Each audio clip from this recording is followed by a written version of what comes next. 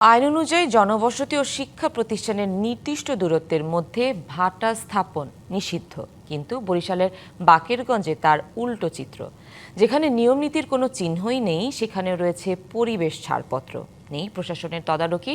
সচেতন মহলও বলছেন অনিয়মই যেন এখানে নিয়ম হয়ে দাঁড়িয়েছে।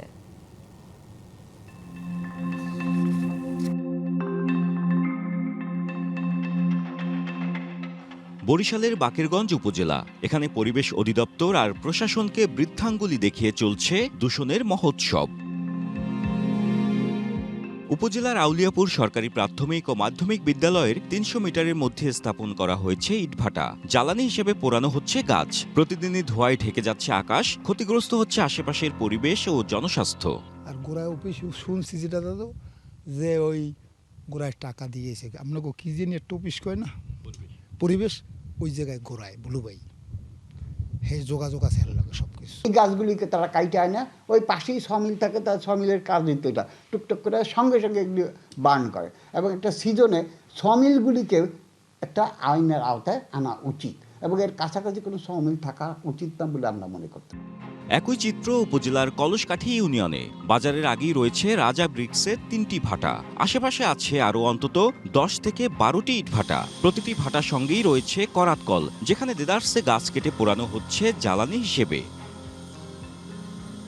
আরও ভয়াবহ চিত্র পাণ্ডব নদীর তীরে ডাপরকাঠি, কসনগর ও আশেপাশের এলাকায়। অভিযোগ আছে নদীর পাড় কেটে নেওয়া হচ্ছে মাটি, আর খাল ভরাট করে গড়ে তোলা হয়েছে সানব্রিক্স।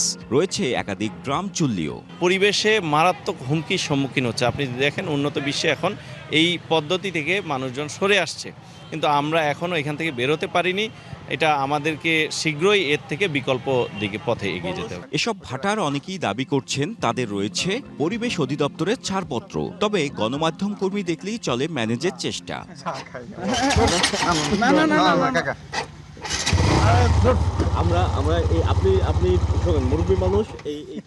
প্রশ্ন উঠেছে, যদি ছাড়পত্র থেকেই থাকে তাহলে কিভাবে করাতকল ও কাঠ পোড়ানোর মতো কার্যক্রম অনুমোদন পেল?